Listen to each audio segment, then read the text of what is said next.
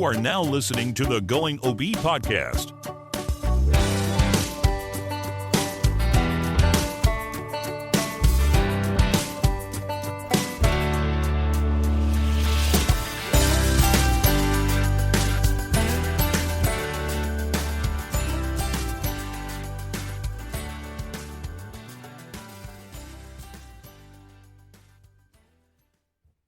Welcome to this episode of the Going OB podcast. I just want to start off with a thank you. This podcast was, as I explained in the last one, it's going to be a podcast for the people. We're going to focus more on the amateur game.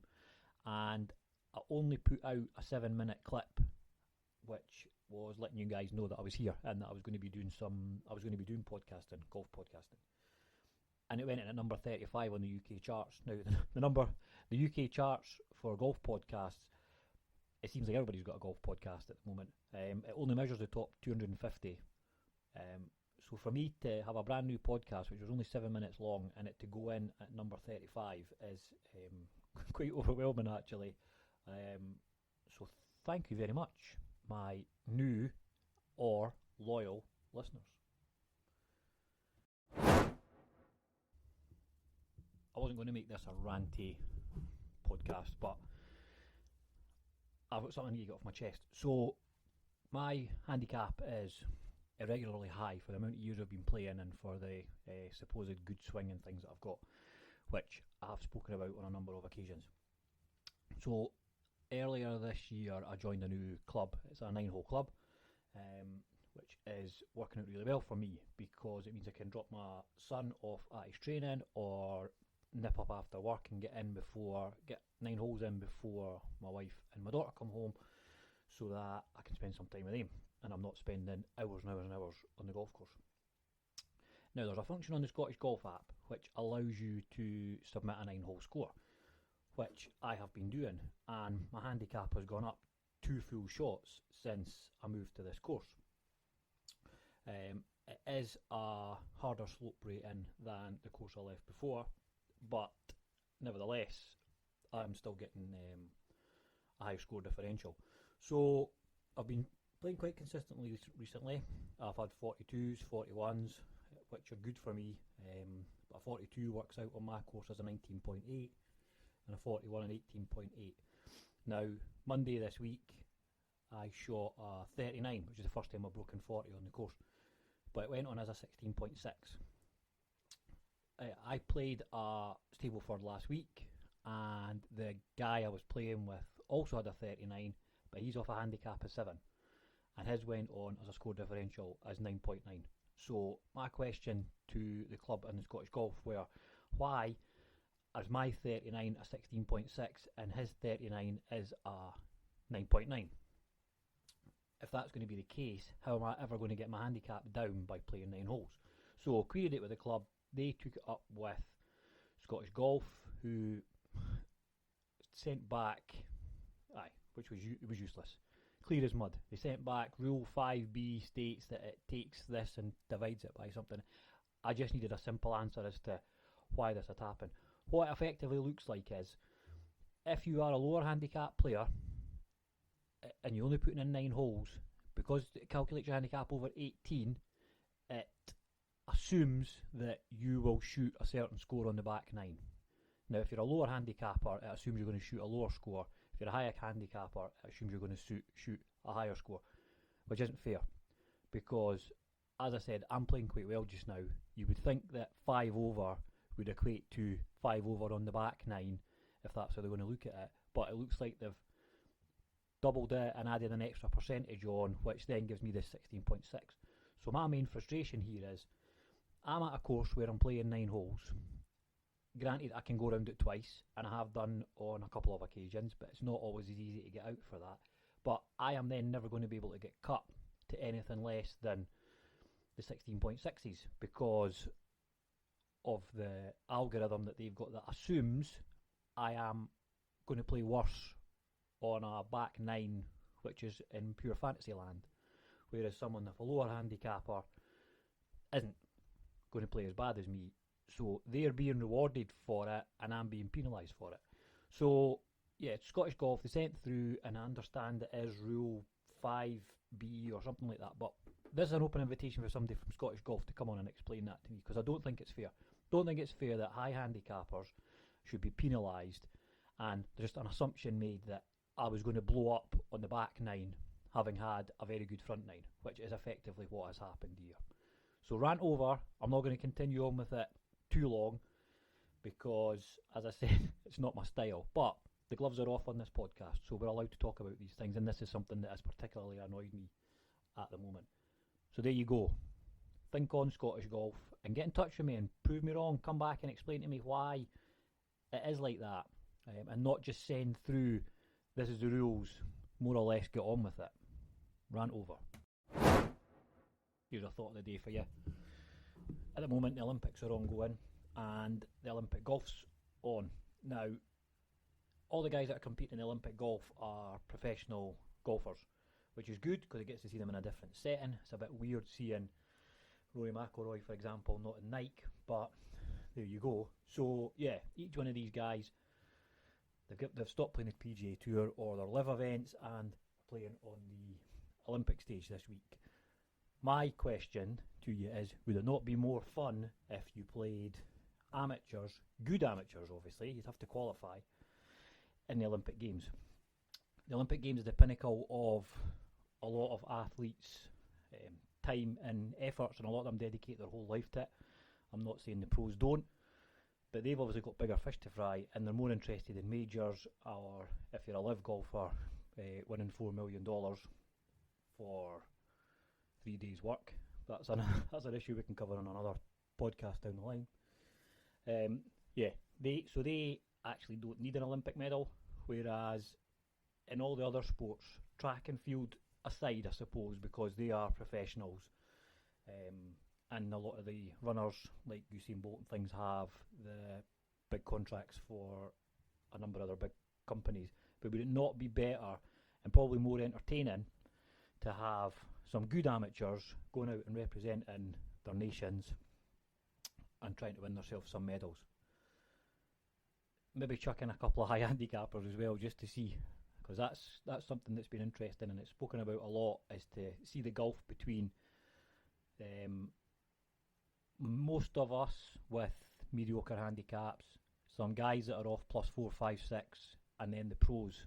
It'd be quite interesting to see what sort of scores. I'm not going to call them average Joes because they'd be very good amateurs, but giving them a chance and letting them bring home a medal. So I know I said this was going to be an interview-based podcast and I was going to get randoms on. And there's nothing more random than my first guest on the podcast, by her own demand, because we have to do everything that Princess Roxy says. Here she is. Here's Roxy to tell you something. Hi, my name's Roxy, and welcome to Going OB Golf. I like going to the golf with Dad because it's fun. Bye. Oh, that was it. She came to me when I was about to record and she said, I want to be on your podcast and I want to speak about something. So she's gone away with my whiteboard, made me scrub all my ideas, and she's written something down. So what do you like about going to the golf with me? Fun. What's fun about it though? Going with you. How do you mean? Like, because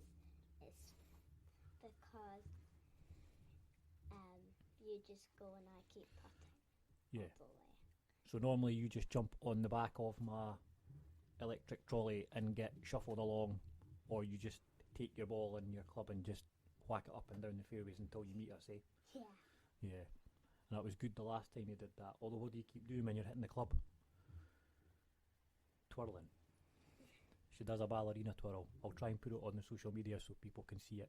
But rather than just standing in the one place and hitting the ball, she does a good old twirl. Once a ballerina, always a ballerina. Yeah. Yeah. Anyway, tell us a funny bit about last time we went golfing. Any funny parts? Or what makes it fun? Or is it just because you get cakes and juice and And sweets. Yeah. Right, okay. Thanks very much for being on my podcast, Roxy. Yeah. Right, bye. Bye. I've discussed this before on my previous podcast, but I'm a bit of a equipment junkie.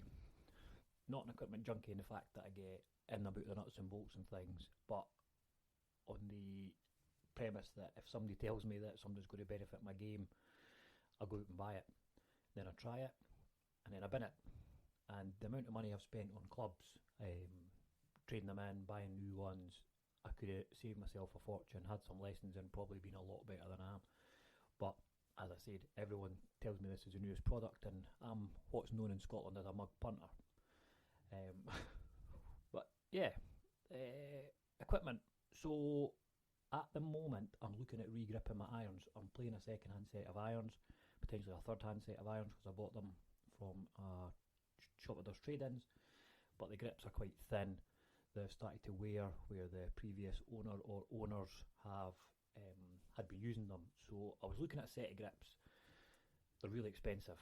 Some of the places are like £13 a grip, and I've got 12 clubs or something that I'm looking to get regripped. So I'm also on TikTok, and on TikTok there's a TikTok shop which I became a bit obsessed about as well, and they are selling grips, a pack of 13 for, I think it was about 26 quid or something like that, and some of them even had tape and the wee knife to do them myself.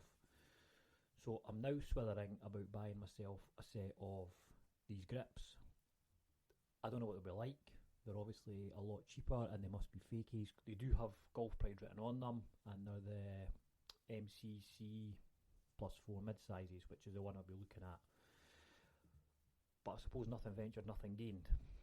If they go on and they last the rest of this season and I play with them over the winter, that's fine. I suppose for 25 quid, at least it means I'm not in 100 quid's worth of grips for not making that big a difference. What I do tend to change grips on though is my putters. So I've been back and forward with a variety of putters over the years, and again, rather than getting a lesson, I just go buy the next best thing because I think that's what's going to help me. But I recently watched a video where they were talking about the new Golf Pride reverse taper grips, and I thought that looks quite interesting. So loaded the wee one into the car yesterday, took her up to the golf shop. She was away looking at head covers, and I thought I'm going to have a try of one of these. So by luck as well, I had a voucher. So I've paid 15 quid for one of these Golf Pride grips, the reverse taper ones, brought it home. I'm fortunate enough to have a putting green in my back garden. Went out on that last night for a good 20 minutes, half an hour, did the same again today, and my god, how comfortable this grip feels in my hand. I do have rather large fingers, so I've often felt that the kind of thinner grips don't tend to suit me, so I do like something a bit thicker in my hands. Careful now, it's a family show, but yeah, something a bit thicker in my hands. So I'm going to give this reverse taper a bash. I'll let one of my pals have a look at it as well last night, and I think he's probably potentially converted as well. So yeah, Golf Pride, you might be getting a couple of new customers for the putter grips, but not for your main grips because they are too expensive. And there is cheaper out there. As I said, they're Temu ones or TikTok shop, so they're not going to be of the highest quality. But if they last me the rest of this season and into next season, then I'm all for that.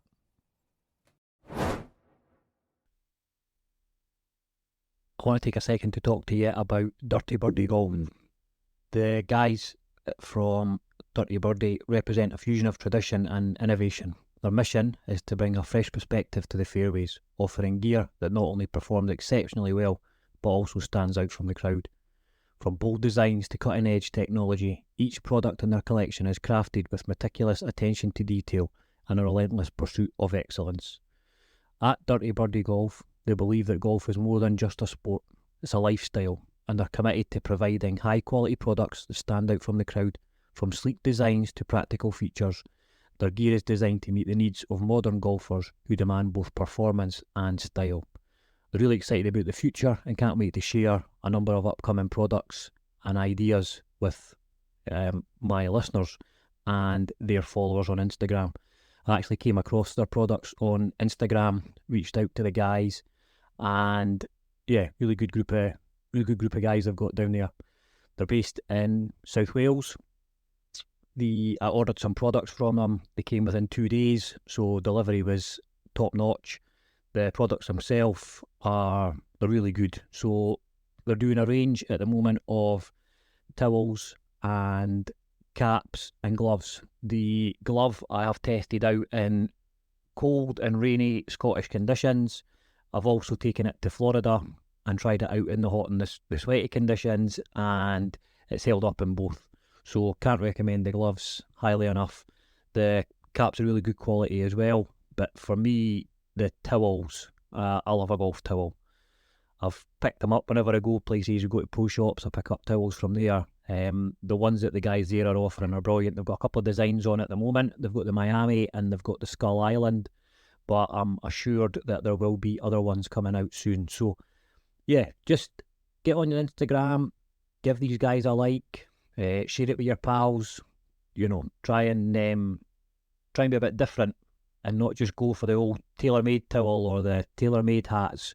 Go and have a look at these products from the guys at Dirty Birdie and see if there's anything there that catches your eye. I'm sure there'll be something. So they can be found on www.dirtybirdygolf.co.uk, and they're also on Instagram, which if you give me 2 seconds I will pull up and I'll give you their official handle, because I'm sure it is just Dirty Birdie Golf Goods, but I want to make sure I'm not doing them a disservice by giving out the wrong email address, so the wrong Instagram handle. So yep, Dirty Birdie Golf Goods on Instagram. Get on and check the guys out, and make sure you tell them Craig sent you. So that's me for this week. I tried to ramble on for a little bit longer. I hope I have entertained you for the last 20 minutes or however long we've been talking. The Olympics are still on. The Olympic golf's just finishing as I'm recording this. John Ram had a 2-shot lead, so we will see if he can convert that. There's not been much else happening in the world of golf big time, and by that I mean the kind of Olympic golf is taken over. So we can update that on the next show. What I would like to do, again, I did this last week, but I'd like to reach out to you, the listeners. This is your show, so please contact me on Instagram. I am at Going OB Podcast on Instagram. So please send me a direct message and tell me that I'm doing a shite job, I'm doing a good job, this is what you want to hear, you don't want to hear me anymore, just so I can get a bit of feedback as to how I can build up these shows. If you like this format, that's good. If you don't, you just want purely interview based, I can do that for you as well. So yeah, please reach out on Going OB Podcast on Instagram. Give me a follow, share with your pals, and get in touch. And I'll speak to you all next week. Take care.